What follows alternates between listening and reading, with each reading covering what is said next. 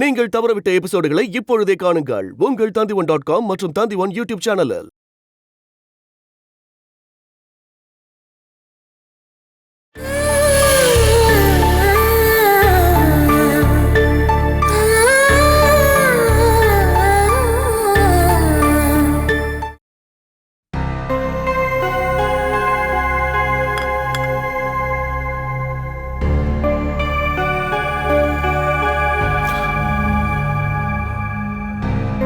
ஓ, என்ன வெயில்.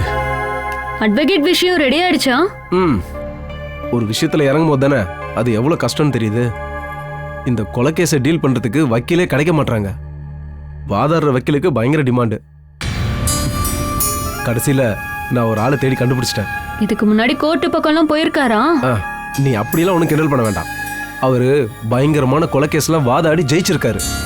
அவர் வாதாடி ஜெயிச்சதுல ஒருத்தனுக்கு தூக்கு தண்டனையும் மீதி 3 பேரை ஜெயில போட்டிருக்காங்க. அப்படின்னா வேணுமாமா அந்த ஆள் காப்பாத்திருவாரே.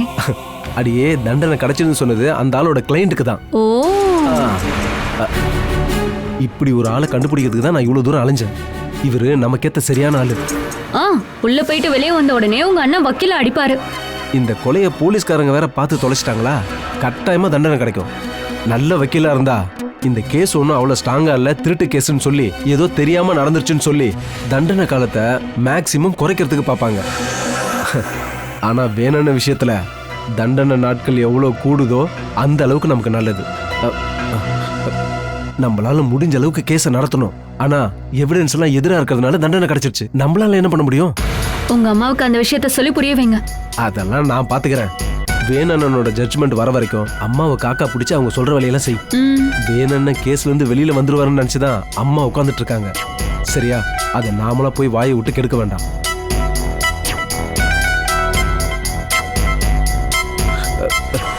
எனக்கு என் வேணனை காப்பாத்தி ஆகணும். அதுக்காக எவ்வளவு பணம் செலவானாலும் பரவாயில்ல, எப்படியாவது அவரை கஷ்டப்பட்டு வெளியில எடுத்தாங்கன்னு வக்கீல் கிட்ட நான் கேட்டிருக்கேன். இந்த இடத்த வித்தாவது நான் எங்க அண்ணனை காப்பாத்தி ஆவேன். இதுல இருந்து நான் பின்வாங்கவே மாட்டேன். இங்க பாரு, இந்த விஷயத்துல நீ ஏதாவது சொன்ன அவ்வளவுதான் சொல்லிட்டேன்.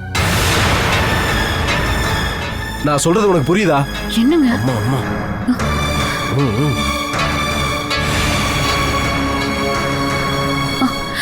வேணுமாமா எப்படியாவது தப்பிக்கணும் தான் நானும் ஆசைப்படுறேன். ஐயோ, அத்தைய பத்தி நினைக்கும் போதுதான் எனக்கே கவலையா இருக்குங்க. பிள்ளைக்கு கொலைகேஸ்ல தண்டனை கிடைச்சிருச்சுன்னு சொன்னா அவங்களால தாங்கிக்க முடியுமா? அப்புறம் இங்க பாருங்க, வேணுமாமாவுக்காக இந்த ஊர்ல இருக்க பெரிய கோயில்ல நேர்த்தி கடன் பண்றதா வேண்டி இருக்கங்க. பண்ணு. சுமேஷ், போன விஷயம் என்னாச்சுடா? நீ தைரியமா இருமா. நல்ல ஒரு பெரிய வக்கீல் கிட்ட தான் இந்த கேஸை நான் வாதாட சொல்லியிருக்கேன். அதுக்கு என்ன வேணுமோ அது எல்லாத்தையும் நீ பாத்துக்க. இந்த சதீஷால எந்த பிரயோஜனமும் இல்லைன்னு உனக்கு தெரியும்ல. இந்த குடும்பத்துல ஒருத்தன் கொலை குற்றத்துக்காக ஜெயில இருந்து தண்டனை அனுபவிச்சா அந்த அவமானம் எந்த காலத்துலயும் தீராது. அப்படியெல்லாம் எதுவும் நடக்காதுமா. அவங்க ஜெயில கிடந்து கஷ்டப்படுறான். அவன் அங்க போக காரணமானவ சந்தோஷமா இருக்கா.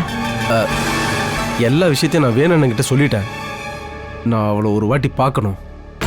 வேணண்ணன் கட்டின தாலியை தூக்கி எறிஞ்சிட்டு அவ விருப்பப்படி அவ எப்படி வேணா வாழட்டும். அவளை சந்தோஷமா வாழ விடவே கூடாது. வேணும் ஜெயில கிடந்து அனுபவிக்கிறத விட 100 மடங்கு அவ வெளியே கிடந்து அனுபவிக்கணும்டா. அதுக்கு என்ன பண்ணணும்னு எனக்கு தெரியுமா. அவளை நிம்மதியா வாழ நான் விடவே மாட்டேன்.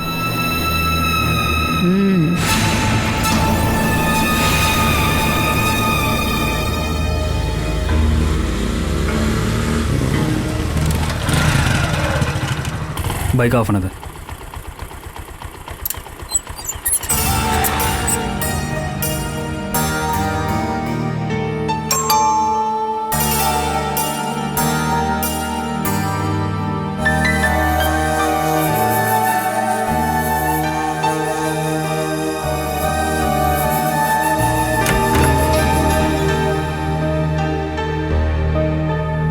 நாங்கள் ஃபர்னிச்சரோட ஆர்டருக்கு வந்திருக்கோம். இங்க இப்போ ஃபர்னிச்சருக்கு எந்த தேவையும் இல்லை. புது மாடல் சேர்லாம் வந்திருக்கு. குறைஞ்ச அமௌண்ட் முன்னாடியே கட்டிட்டு மீதி பணத்தை 2 வருஷத்துல கட்டினாலே போதும் மேடம். இப்போதைக்கு எதுவும் தேவையில்லை. நீங்கள் அண்ணனை கூப்பிடுங்க மேடம். அண்ணன்கிட்ட நான் பேசிக்கிறேன். உங்களுக்கு இது ரொம்ப யூஸ்ஃபுல்லாக இருக்கும். குழந்தைங்க படிக்க டேபிள் இருக்கு மேடம். ரொம்பவே கம்மி விலை தான். அண்ணனை கூப்பிடுங்க மேடம். அண்ணன் இங்க இல்லை, நீங்க முதல்ல கிளம்புங்க. சரிக்கா, அந்த வீட்டில் யார் இருக்கா? எந்த வீட்டில்? என்ன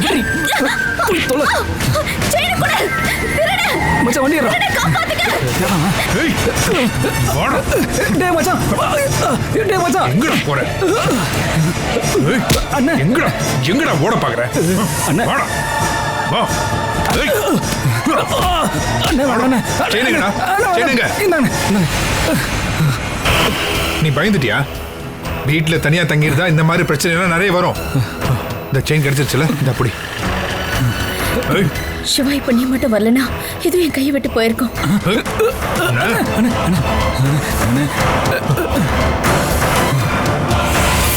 எங்கடா ஓட பாக்குற? நில்றா. சுதாகரண்ணா, ஒரு திருட்டு பயல கையோட புடிச்சு வச்சிருக்கேன். 2 பேர் இருந்தானுங்க. அதுல ஒருத்தன் பைக்ல தப்பிச்சிட்டான். எப்படியோ ஒருத்தனாவது கிடைச்சான்ல. ஒரு 4 பேரை கூட்டிட்டு வாங்க. இவனை ஸ்டேஷன்ல புடிச்சு கொடுத்து தோலை உரிக்க வைக்கலாம். இப்ப பாலசுதா தங்கி இருக்கிற வீட்டு பக்கம் வந்துருங்க. ஓகே. எங்கடா ஓடுற? அண்ணா விட்டுருங்க. 7 பொண்ணுங்க எவ்வளவு கஷ்டப்பட்டு கழுத்துல ஒரு செயின் போடுறாங்க தெரியுமா உனக்கு? அதை நீ திருட பாக்குறியா? கொஞ்சம் கூட வெக்க இல்லாம அதை அறுத்துட்டு போறதுக்கு எப்படி மனசு வருது உனக்கெல்லாம்? இனிமே நீ அப்பாவி மாதிரி நடிச்சு எந்த பிரயோஜனமும் இல்லடா. உன்னை நாளைக்கு விடுறதா இல்ல. செயின் தான் திரும்ப கிடைச்சிருச்சுல, அவனை விட்டுரு. இதுதான் பிரச்சனையே. இவனை இப்ப விட்டுட்டா நாளைக்கு வேற ஒரு வீட்டுல வேற ஏதாவது ஒரு இடத்துல இவன் கூட்டாலும் இதே வேலையை தான் தெரிவானுங்க. இவனை மாதிரி ஆளுங்களுக்கெல்லாம் கொஞ்சம் கூட ஈவி இறக்கம் காட்டவே கூடாது. போலீஸ் ஸ்டேஷனுக்கும் ஜெயிலுக்கும் ஏறி இறங்கும் போது தான் வாழ்க்கையோட பாடத்தை அவன் கத்துக்குவான். உட்காரா பாலா, முதல்ல நீ போய் ஒயிட் பேப்பர்ல கம்ப்ளைண்ட் எழுதிட்டு வா. மற்ற விஷயங்களை நான் பாத்துக்கிறேன். சீக்கிரம் போ. பண்ண மாட்டேன். இன்னும் கொஞ்ச நேரத்துல உன்னை என்ன பண்றேன்னு பாத்துக்கிட்டே இரு. என்னடா பாக்குற? உன் தோலை உரிச்சிருவன் பாத்துக்க. இனி இந்த ஜென்மத்துல நீ யாருக்கிட்டையும் திருடக்கூடாது. உக்காடுறாங்க. எந்திரிச்சு அவ்வளவுதான் சொல்லிட்டேன்.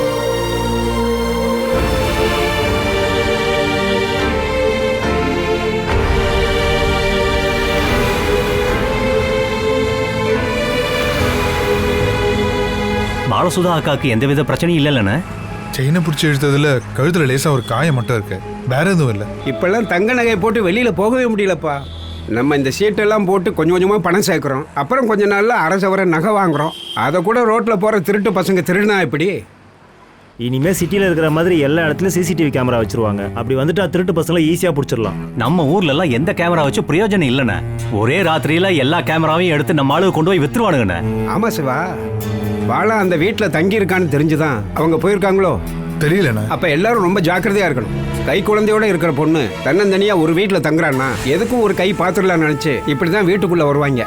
அது திருடனா இருக்கலாம், குடிகாரனா கூட இருக்கலாம். அதான் எனக்கும் பயமா இருக்கு. இந்த சம்பவத்துக்கு அப்புறம் பாலா அங்க சேஃபா இல்லையோன்னு எனக்கு தோணுது. நாம அங்க போய் காவலெல்லாம் இருக்க முடியாதுல்ல.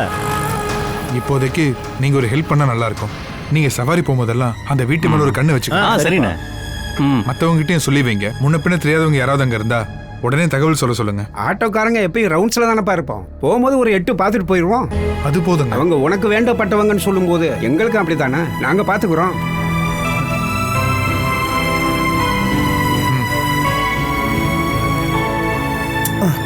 நல்ல வேலை கேட்டை லாக் பண்ணல. வரும்போது யோசனை பண்ணிக்கிட்டே வந்தேன், எங்க கேட்டை பூட்டி வச்சிருவாங்களோன்னு. பூட்டி வச்சிருந்தாங்கன்னா அவ்வளவுதான், நாம திரும்பி போயிட்டே இருந்திருக்கணும்.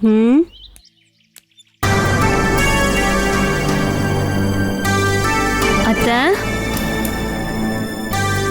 அட நீங்க இங்க வந்து உட்காந்துருக்கீங்களா? ஒரு 2-3 மாசத்துக்கு கம்ப்ளீட் ரெஸ்ட் எடுக்கணும்னு டாக்டர் சொல்லிருக்காரு. அதுல உனக்கு என்னடி பிரச்சனை? எந்த ஒரு பிரச்சனையும் வராம இருக்கிறதுக்காக லேசா குடிஞ்சு வீட்டை கூட பெருக்க முடியல அத்தை. இந்த நேரத்துல உங்களை தவிர எனக்கு யார் உதவி செய்ய இருக்கா? அத்தை வெளியே கிளீன் பண்ணிடுங்க. என்னங்க ப்ளீஸ் அத்தை, என்னால முடியல, அதானே கொடுக்குறேன். என்னத்த அப்படி பாக்குறீங்க? நீங்க எல்லாத்தையும் 5 நிமிஷத்துல முடிச்சிருவீங்க. எழுந்து வாங்க அத்தை. அட வாங்க, இந்தாங்க போய் பெருக்குங்க.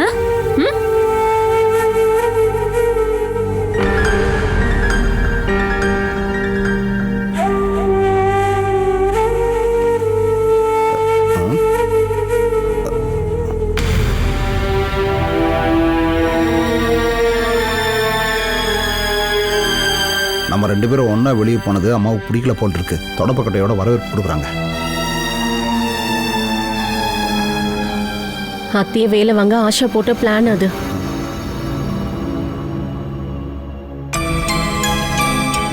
அப்ப நீங்க தொடப்பத்தை எடுக்கலாம் இன்னும் மறக்கலல்ல? அம்மா உனக்கு இந்த போஸ்டிங் கொடுத்தது யாரு? ஆஷா கொஞ்சம் டயர்டா இருக்குண்ணா, அதான் கொஞ்சம் ஹெல்ப் பண்ணலாம்னு நினைச்சேன். இனி அவளுக்கு அடிக்கடி டயர்டு வந்துகிட்டே இருக்கும்.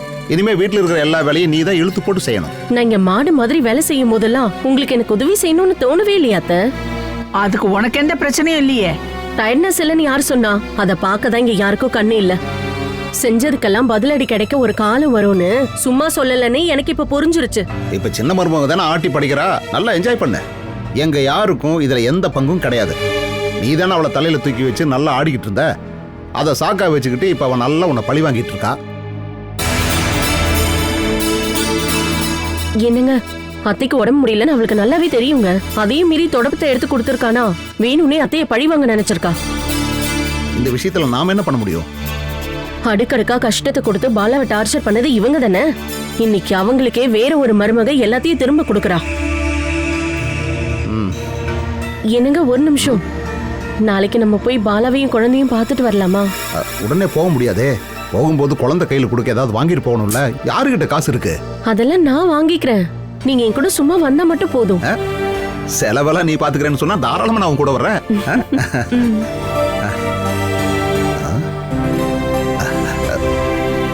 செலவெல்லாம் ஏத்துக்கிறேன்னு சொல்லிட்டா இதுக்கு கிடைக்குமா? எதுக்கும் கேட்டு பாப்போம். அனிலா,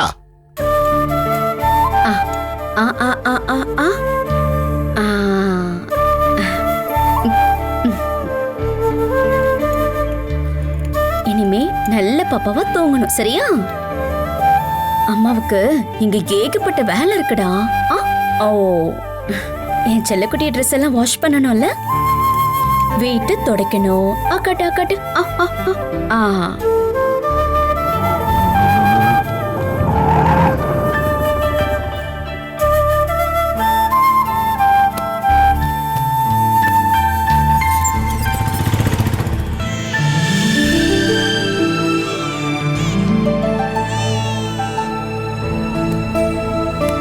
ஆமா, என்னது இதெல்லாம்?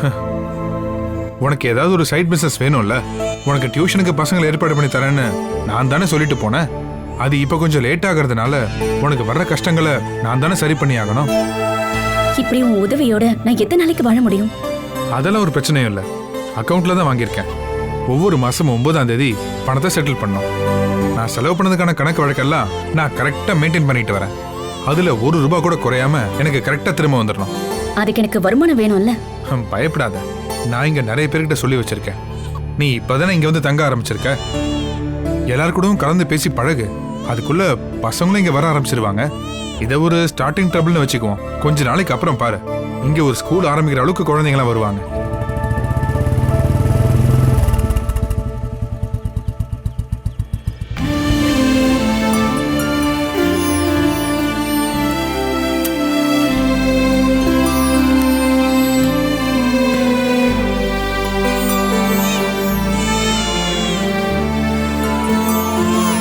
பாலா, அச்சச்சோ, ஏன் தங்க அழுதுட்டு இருக்கீங்க? வந்து இப்படி ஒதுங்கி வாழ்ந்தா யாரும் கண்டுபிடிக்க முடியாதுன்னு நினைச்சிட்டு இருந்தியா?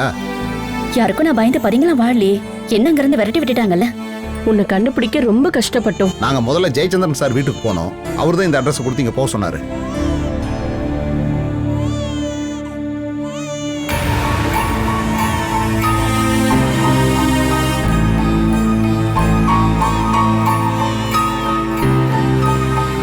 இவங்க வேணுகோபாலுடைய அண்ணனும் அண்ணியும் தான். இவன் சிவபிரசாத். சரி, உண்மையே சொல்லணும்னா இங்க என்னுடைய கார்டியன்னு சொல்லலாம்.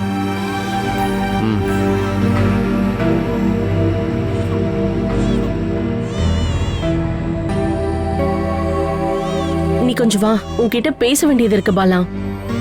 வா. பாலா, இதை எடுத்துட்டு போக மறந்துடாத. நான் எடுத்துக்கிறேன். அப்ப நான் கிளம்புறேன். உனக்கு ஏதாவது தேவைப்பட்டு எனக்கு கால் பண்ண. சரி, அனிலக்கா உள்ள வாங்க.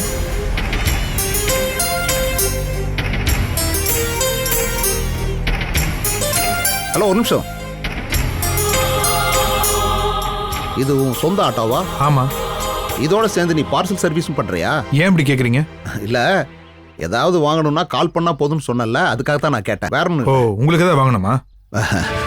வர்ற வழியில ஏகப்பட்ட ஒயின் ஷாப்பை பார்த்தேன். என் பொண்டாட்டி கூட இருந்ததால எதுவும் வாங்க முடியல. ஒரு சின்ன பாட்டில் கிடைக்கிறதுக்கு வாய்ப்பு இருக்கா? வாய்ப்பெல்லாம் இருக்கு. இப்போ பைக் எடுத்துட்டு ஸ்ட்ரைட்டா ஒரு 8 கிலோமீட்டர் போனா மட்டும் போதும். அப்போ கால் பண்ண கிடைக்காதா? அதெல்லாம் கிடைக்காது. ஆமா, உன் பேர் என்னன்னு சொன்ன? சிவபிரசாத். ஓ, சிவபிரசாத். அப்போ சிவபிரசாத், நீ தான் இங்க எல்லா வேலையும் பார்த்துக்கிட்டு இருக்கியா? இல்ல, அதாவது என் தம்பியோட பொண்டாட்டி தானே இங்க தங்கி இருக்கா. அப்போ நானும் இந்த வீட்டுக்கு தேவையானதெல்லாம் செய்யணும்ல? கண்டிப்பா செய்யறேன். அப்போ சரி, நான் கிளம்புறேன். அட இருப்பா, போலாம் இரு. நாங்க இங்க வரும்போது நீங்க 2 பேரும் ஏதோ ரகசியம் பேசிட்டு இருந்தீங்களே, என்ன விஷயம்? பாலாவுக்கு ஒரு வேலை ஏற்பாடு பண்ணி கொடுக்குற விஷயமா தான் பேசிட்டு இருந்தேன். ஏன் அது வேண்டாமா? வேண்டாமா? கண்டிப்பா வேணும்பா. வேணும், ஜெயில இருந்து திரும்பி வர்ற வரைக்காவது ஒரு வேலை வேணும். அதுக்கப்புறமா போய் வேலையை தேடுறதை விட இப்ப தேடிக்கிறது நல்லது தானே. அப்போ நான் கிளம்புறேன். நான் இன்னும் சொல்லி முடிக்கலையே. எனக்கு ஒரு சவாரி இருக்கு, நாம அப்புறம் பேசலாம். ஓ,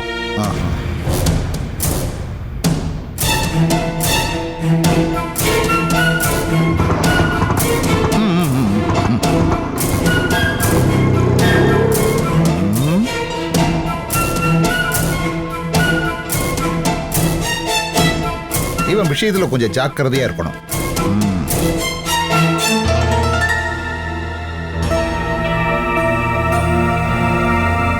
நீ அந்த வீட்டை விட்டு வந்ததுல இருந்து ஆஷா சுதந்திர பறவையா மாறிட்டா. இப்பெல்லாம் அத்தை கூட அவளுக்கு பயந்துட்டு தான் எல்லாம் பண்றாங்க. சுமேஷ் என்னடானா அவ சொல்றதுக்கு நேர் ஒரு வார்த்தை கூட பேச மாட்டேங்கிறான். இந்த வீட்டோட வாடகையை ஹரிதான் கொடுக்கறான்னு கேள்விப்பட்டேன். அதனால மத்த செலவையெல்லாம் சமாளிச்சுக்கலாம்னு நினைக்கிறேன். ஒரு மாசத்துக்கு பிரச்சனை இல்லாம ஓட்டிடலாம். குழந்தைங்களுக்கு டியூஷன் எடுக்கிற ஏற்பாடு பண்ணி தரேன்னு சிவா சொல்லிட்டு போயிருக்கான். பாலா, உனக்கு பிடிச்சாலும் சரி இல்லைனாலும் சரி, நான் ஒரு விஷயத்த சொல்லிடுறேன். அந்த ஆட்டோக்காரன் இங்கேயே சுத்தி சுத்தி வர்றது எனக்கு நம்ம சரியா தெரியல. அதே தான் நானும் சொல்லணும்னு நினைச்சேன்.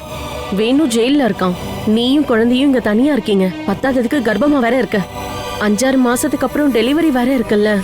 நீ இந்த வீட்டுக்கு தங்க வரப்போ கர்ப்பமா இருந்த விஷயம் ஊர் ஜனங்களுக்கு தெரியாதுல்ல. புருஷனை விட்டு விலகி இருக்கிற பொம்பளை எப்படி குழந்தைய பெத்துக்கிட்டான்னு தான் ஊர் உலகம் பேசும்.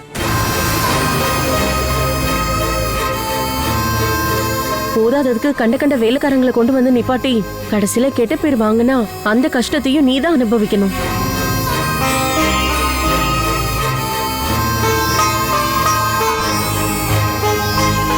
அப்படி ஒரு நிலைமை உனக்கு இந்த இடத்துல நடந்தா அப்புறம் நீ இங்க இருந்து எங்க போவ? இந்த மாதிரி கஷ்டமான நேரத்துல எனக்கு உதவி பண்ணது யாருக்கா? ஒரு வீடு எடுத்து கொடுத்து அதுக்கு வாடகை கொடுக்கறதுனால அவங்க கடமை முடிஞ்சு போச்சா? புருஷனோட வீட்டோட ஆளுங்க கிட்ட இருந்து ஒரு நல்ல வார்த்தையாவது நான் கேட்டிருக்கேனா? இங்க பக்கத்துல ஏதாவது சூப்பர்வைஸ் பண்ற மாதிரி ஒரு நல்ல வேலை கிடைச்சா நாங்களும் இங்கே வந்து தங்கிடுவோமே. இங்க நாங்க வாடகை கொடுக்க வேண்டிய அவசியமும் இருக்காது. உங்க 2 பேருக்கும் ஒரு பாதுகாப்பாவும் இருக்கும். என்ன சொல்ற? இல்லங்க, நம்ம அங்க இருந்து கிளம்பிட்டோம்னா அப்புறம் சுமேஷ்க்கு ரொம்ப ஈஸி ஆயிடும். நம்ம பங்கு கிடைக்காம நம்ம அந்த வீட்டை விட்டு வெளியில வரவே கூடாது. சுமேஷ் வேணு பேர் இருந்த இடத்த தான் பேருக்கு மாத்திக்கிட்டான். அப்படி இருந்தும் வேணுவுக்காக ஒரு நல்ல வக்கீலை வச்சு வாதாட மாட்டான். இப்போ அவன் ஒரு வேலைக்காகாத வக்கீலை தான் ஏற்பாடு பண்ணிருக்கான். ஜட்ஜே பாவம் விட்டுறலாம்னு நினைச்ச கேஸ கூட இந்த வக்கீலோட வாதத்தை கேட்டா தூக்குல போட்டுருங்கன்னு தீர்ப்பு கொடுத்துருவாரு.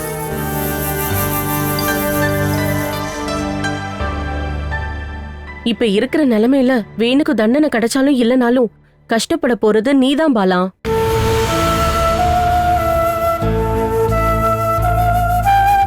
இத்தனை நாள்ல வேணு ஒரு நாள் நீ போய் ஜெயில பாத்துட்டு வந்திருக்கலாமே. என்னை பத்தி எவ்வளவு வேணாலும் கேவலமா பேசட்டும், என்ன அடிச்சு கொல்லட்டும். அதெல்லாம் வேணுகோபாலோடைய ஒரு சந்தேக வியாதி நினைச்சு நான் விட்டுட்டேன். ஆனா ஒரு ஆளை டார்கெட் பண்ணி கொல்ல ஒரு கிரிமினலால மட்டும்தான் முடியும். அப்படி ஒரு கொலைகாரன் கூட என்னால எப்படி வாழ முடியும்? அந்த முகத்தை இனிமே எப்பவுமே பார்க்க கூடாதுன்னு தான் அந்த கடவுளை வேண்டிக்கிட்டு இருக்கேன்.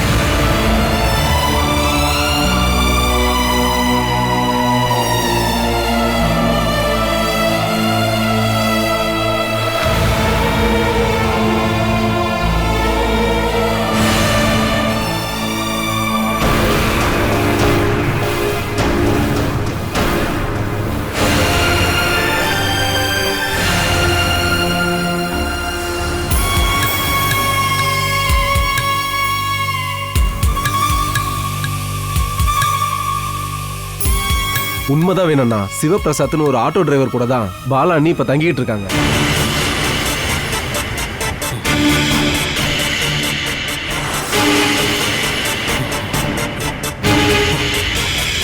நான் நல்லா விசாரிச்சு பார்த்துட்டேன்னா அன்னைக்கு தேவையான எல்லா விஷயங்களையும் அவன் தான் செஞ்சு கொடுக்குறானா. குழந்தைய பார்த்துக்கிறது, குழந்தைய குளிப்பாட்டுறது அந்த ஆட்டோ டிரைவர் தான் பண்றான். அண்ணியோட செக்கப்புக்காக ஹாஸ்பிட்டலுக்கு கூட்டு போறது கூட்டு வரது எல்லாத்தையும் அவன் தான் பார்த்துக்கிறான். அவங்க 2 பேரும் புருஷன் பொண்டாட்டின்னு தான் அங்க இருக்கவங்க எல்லாருமே நினைச்சிட்டு இருக்காங்க. அப்படின்னா நீ அதெல்லாத்தையும் கேட்டுட்டு சும்மா வந்துட்ட அப்படித்தானே? ஆனா நான் வேற என்ன பண்றது? அடிச்சவன் மண்டையை உடைக்கணும்டா, இல்லன்னா கையும் காலையும் வெட்டி போட்டு படுத்த படுக்கையாக்கணும். என்ன உன்னால அப்படி செய்ய முடியாதா? ஏன் முடியாது? ஆனா நீ சொன்னீனா நான் அவனை கொன்னு போட்டுருவேன். அவன் இனிமே பாலா கிட்ட போக கூடாது, பாலாவை பார்க்கவே கூடாது. அதுக்கு என்ன தேவைப்படுதோ அதை நீ கண்டிப்பா செய்யணும். செய்யறேன், ஆனா அதுக்கு பணம் தேவைப்படும். டேய், நீ என்னோட 1/2 ஏக்கர் நிலத்தை எழுதி வாங்கினல, அது கேஸ் நடத்துறதுக்காக தானே. நான் சொல்றது முதல்ல செய்ய, அப்புறம் கேஸ் நடத்தலாம். நான் ரெடி தான். அப்புறம் காசு என்னாச்சுன்னு நீங்க என்ன கேட்க கூடாது. இப்ப எனக்கு பணம் பெருசுலடா, பாலாதான். அவளை இன்னொருத்தன் சொந்தமாக்குறத நான் அனுமதிக்க மாட்டேன். தப்பான எண்ணத்தோட எவனாவது அவளை பார்த்தான்னா அதை பார்த்துட்டு சும்மா இருக்க மாட்டேன். அவனை தீர்த்து கட்டணும். அதை நான் பாத்துக்கிறேன்.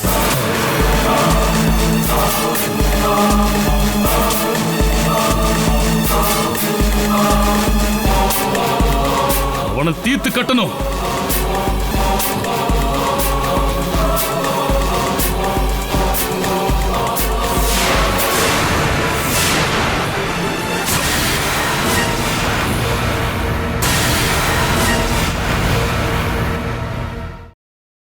Catch us on TV, Tandivan.com, Facebook and YouTube.